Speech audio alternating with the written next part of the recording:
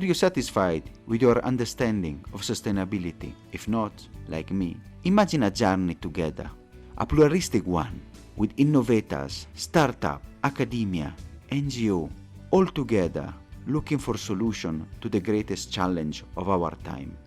I'm Samuele Tini, and this is the Sustainability Journey. Welcome to another episode, and today we are the third special episode discussing the result of COP food system and really the impact on our planet. And we are doing it with another recognized expert, Brent Loken, who is the WWF Global Lead Food Scientist. Thank you so much, Brent, for being here with us today. Thank you very much for the invitation. Yeah, it's a pleasure being here. Brent, you are a recognized expert, you are a change maker, you are doing wonder, you have present reports, and you are at the forefront of changing food system. But before going there, the usual question that we ask, what is Brent's journey? What is your background? Yeah, interesting. The sustainability journey. Everybody's on our own journey, right? In terms of how we got, like where we started and where we want to go. I mean, my journey in terms of where I started and where I am today has been, I've done quite a few things. I mean, I was in international education for a while, taught some physics and chemistry at international schools. I founded a school. Then after that, I went to Indonesia. So I was in international education for 10 to 15 years. Then I went to Indonesia and I founded an NGO. And the idea with this NGO was to work with local communities and working with the Dayak people on protecting their forests, because we all know the situation in Indonesia, in, like the island of Borneo, facing rampant levels of deforestation, loss of these large, amazing charismatic species. Orangutans, clouded leopards, and others. And I wanted to go there and start an NGO and work with local communities to protect their forests. I was there for 5 years, worked and lived there with the Dayak, and we were successful in protecting a pretty large forest in East Kalimantan, working with the Dayak. But one of the things that I realized there is how everything comes back to food, how everything is impacted by food. So a lot of the challenges that the local communities were facing came back to issues of food security, hunger. Can they get the right amounts of food? Can they continue to have that local garden where they could, produce their own food? Their culture was very much centered around food in the seasons, unlike the harvesting of rice. And of course, palm oil is destroying forests, right? And that's a food. So what I quickly began to realize is that I might be able to have a much greater impact by focusing on the issue of food than focusing on the issue of things like orangutan conservation or clouded leopard conservation. And I could use food as an entry point for protecting these large charismatic species as well too. So then I made the shift from working with them to working on food. And I started to work for EAT, which is an organization based out of Oslo. I was with EAT for about 4 years, wonderful organization doing very innovative things. And during that time, I helped to lead the EAT Lancet report, which came out in 2019, which I believe at this point is probably the most cited scientific report on food.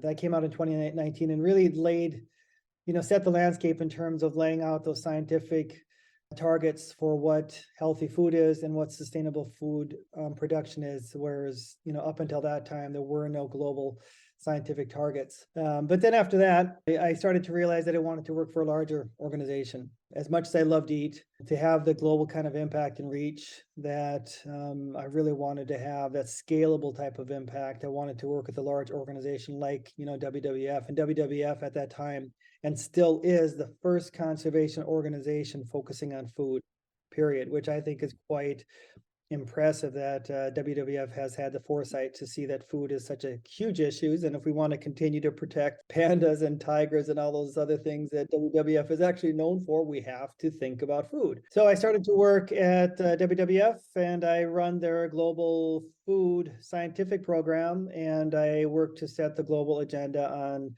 developing the science for how we can, for the connection between climate, nature, biodiversity loss, and also food. Wonderful, Brent. And I really touched the key of the problem, especially the linking conservation, food.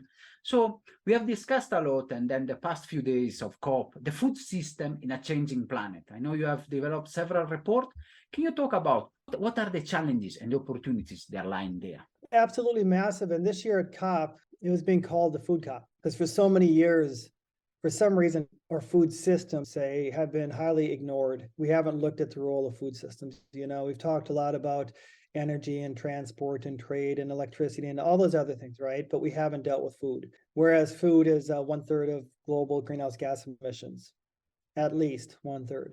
That seems to be the consensus right now. Food is a leading driver of biodiversity loss, the leading user of fresh water use, which is another huge issue that we should probably start talking about, that nexus of food and water, right? So there's huge opportunities. So food is a main driver of all these things. By fixing our food systems, we have this massive opportunity for actually being able to mitigate climate, but not only bring down greenhouse gas emissions, but also store tons of greenhouse gas emissions under the ground, which is what we need. And every single climate model that you have out there says that it's not just about pulling down, it's about storing too. And by restoring forests and freeing up old croplands and things like that, areas like that, reducing the amount of grazing land that we have, we can actually restore tons of land, which is going to be absolutely critical in our fight to keep the 1.5 degree limit alive. So there's huge opportunities, and wonderfully is that food is finally talked about at COP this year.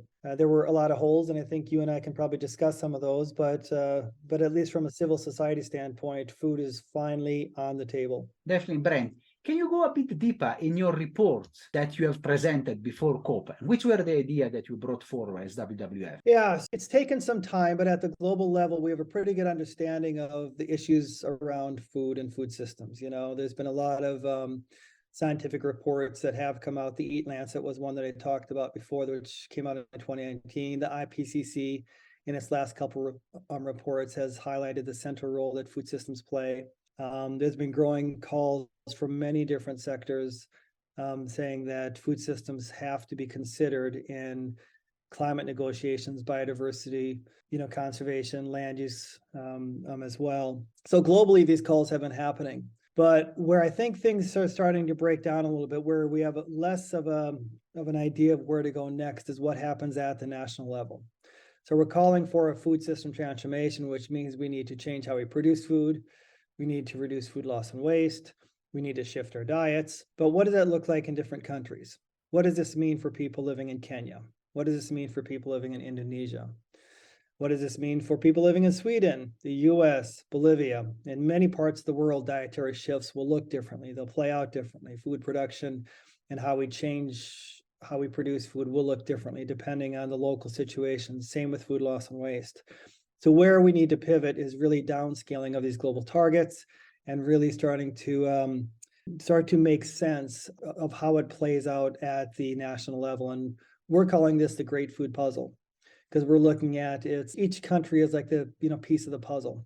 If you ever put together a puzzle, especially a large one, you throw it out on the table, and it's just this massive collection of pieces, and it looks absolutely impossible at the beginning. And then over time, you start to sort the pieces that have the same color or the same texture, the pieces that seem to have the same picture on them. And then you start to put them together. And over time, this picture starts to emerge and you build this amazing picture. And once you start to see that, then that's when it begins really fun. That's how we're seeing the world's food system, is each country is a piece of the puzzle, right? Each country in terms of their food system type and their local characteristics and where they are in terms of nutrition and things like food loss and waste. That's where we need to start focusing our attention, and we have to start putting that puzzle together. So with this report, we started to do that. We looked deeply at Brazil, Colombia, Kenya, and UAE, and the different food system types there. And they all have very different food system types. And we started to look at and assess in terms of how food system transformation will look the same and differently in each one of the countries. And what are those key actions or levers that will have the most impact in each place? Thank you, Brent. Thank you so much for your discussion and for the key report, because I really like the image of puzzle and also going localization of policies. Now we have COP has just finished. So what is your evaluation of this conference that was highly expected to solve the problem and foster, the food system and being the COP of food? What have you seen there? Like many of us that were at COP, it's mixed feelings. On the one hand, there were 45,000 people at COP this year. There's a massive attendance of COP. I think it was the second most attended COP ever. The rise of civil society was massive. I think, I mean, you've never seen anything like it. Just the sheer number of people there showcasing the work that they're doing and the change that is happening on the ground. I think that sends a very clear message to policymakers that whether they like it or not, change is actually coming. So that was inspiring, just to walk around and see all the stuff happening. It was inspiring to see food systems finally being talked about, where there were 5 separate food pavilions, I believe. I think there were 5 at COP this year, specifically focusing on food-related issues, and this is the first time that's ever happened. So food is talked about a bit. Within the formal negotiations, there was a lot of push from many of us to include a food systems approach, or at least a mention of food systems into the final outcomes. The Coronivia Joint Working Group was up for renegotiation at COP this year, and we pushed very hard to get a food systems approach approved at that. It wasn't. Food systems wasn't mentioned in the final text, so that's unfortunate. But one of the things that all of this highlights is there's so much work that needs to be done, and we cannot stop. One of the things that I think is I think we tend to place too much hope on each one of these COPs. And we need to look at each one of them as like a stepping stone, right? And there were some advancements that were made at this COP that I think we should celebrate. We should celebrate the fact that, discussions of loss and damage finally happened, that the poorest people on the planet that were not part of the problem will hopefully be compensated for some of the damage that these horrible disasters will cause within their countries, right? So that's really good. The bad thing is that there was no financial amount put on the table for this loss and damage fund. There was discussions at one point about whether the 1.5 degree limit, which was agreed upon in Paris, whether that was going to be renegotiated. It seems like it's survived for now, but I know that there's definitely a push towards potentially looking at the 1.5 degree limit as being a unachievable target. I mean, it's not actually a target. The target is 0 degrees, right? We should not go above 0 degrees Celsius. The 1.5 C is a limit, but still, even that, it survived for now, and we just need to make sure that it has survived. So there were positive outcomes. There was not a lot of increased ambition in terms of how we're going to reach the 1.5 degree limit. So a lot of people are saying it's now up to COP28 to save us. A lot of expectations have now been kind of kicked down the road for one more year, which I think is unfortunate. So things to celebrate, things to make us realize that we have to continue to keep on working on. But I think what this means for every single one of us is we have to redouble our efforts, and we cannot ever get complacent and say we've now achieved our particular outcome, because that's not how it's going to work. It's going to involve daily concerted effort from each one of us to roll up our sleeves, to figure out what our role is in terms of the change and the change maker that we want to become. And we need to keep on pushing. And there's a great quote that I love: whether it is to be utopia or oblivion will be a touch and go relay race right up until the final moment, by Buckminster Fuller.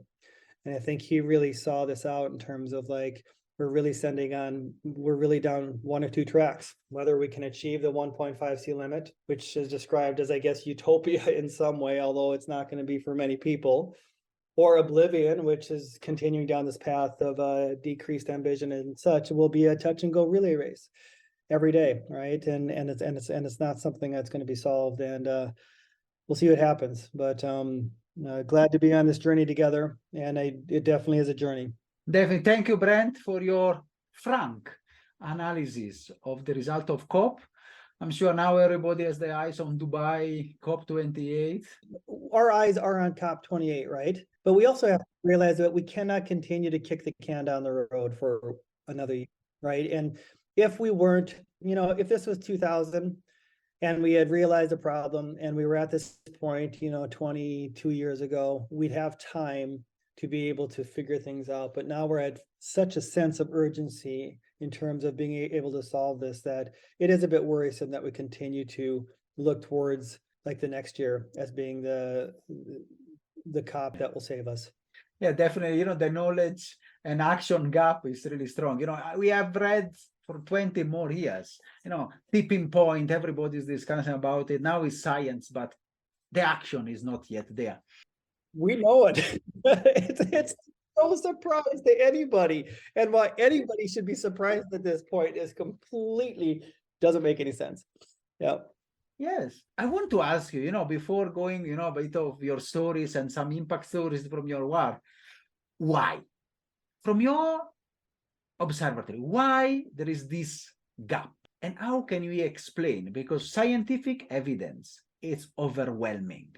How comes that now we are not able, to put into action? Because it's demonstrated if we continue in this path, the planet will be over. I know it's a tough question. Yeah, but I think us as a species has a really tough time preparing and looking for something that's going to happen in the future.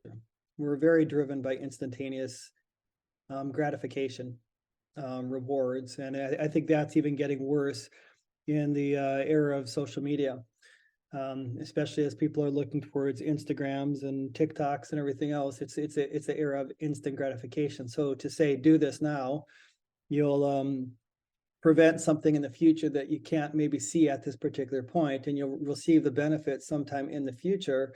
That's really hard for humanity, and there's a lot of vested interest.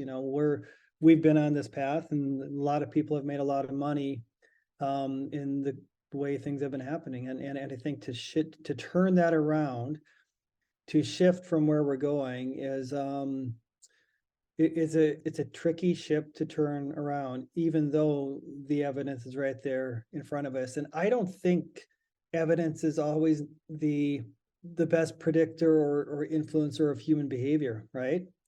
We know things like drinking a lot of alcohol or smoking and eating unhealthy food is bad for us, but people still do it, even though the evidence is overwhelming, So I think evidence is part of it, but by itself is not nearly enough.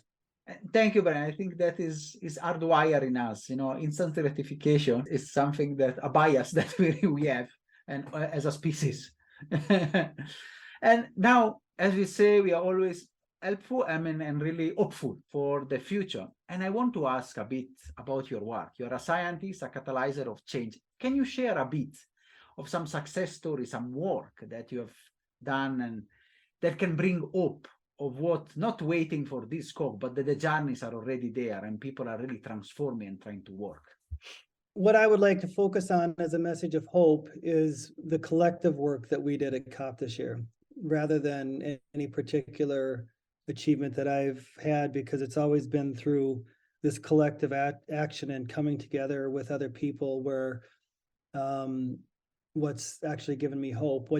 Even as mixed as COP was this year, what gave me hope was just seeing all my friends and colleagues and individuals at COP coming together to want to make the world a better place. And that gives me hope that there's so many people out there wanting to really turn this ship around.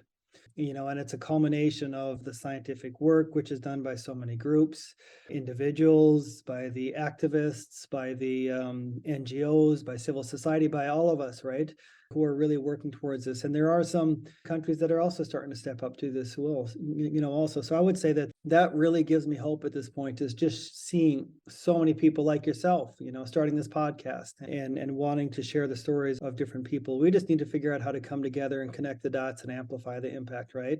Having said all that, I would also say that I think relying on hope can be a bit problematic, and hope has never been my North Star, because hope comes and goes. It ebbs and flows. Some days you wake up and you're hopeful, and some days you wake up and you're not. And I think, our North Star really needs to be just sheer hard work and determination. Hope is good, but I think that those mornings when you're lacking hope, that's when we really got to lean on, okay, we're going to get up and we're going to roll up our sleeves and we're going to put our heads down and we're going to get to work even harder. So those that were discouraged with the outcome of what happened at COP, don't rely on the hope, look at it, feel it, observe it, but then rely on the hard work and figure out what it is that you have to do and get to work. And thank you so much, Brent. You already even given us a message of grit, of passion, of practice and work. And I really appreciate the work that you have done and the insight that you have shared. Have you got something that you want to share to our audience as a final talk to us and maybe a tip on how we can practically do, the people that are listening to us, what we can do. There are a lot of individuals are screaming to find something they can do. What is that one thing, right? And when you're looking at something like wanting to save orangutans or wanting to combat this global crisis of climate change, it can be paralyzing sometimes for individuals to figure out what it is that they can do in their, them as a single person. And this is what I think is so amazing about food, is food gives us that agency to be able to make those choices, to be able to every single day with the food that we eat, the food that we choose to eat, can make the world a better place. And by choosing foods that are more healthy and sustainable, that might be one of the single greatest impacts that an individual can have. There is a caveat to that, making sure that individuals, as long as they have access to healthy and sustainable food, as long as they can afford healthy and sustainable food, and that's with them. But as long as those conditions exist, then being able to choose healthy and sustainable food, is one of those, a very practical thing that every single person can do right now, today, with your next meal, is to make that choice. And thank you so much, Brent. Both with your meal and both for sustainability, we can say it as a slogan.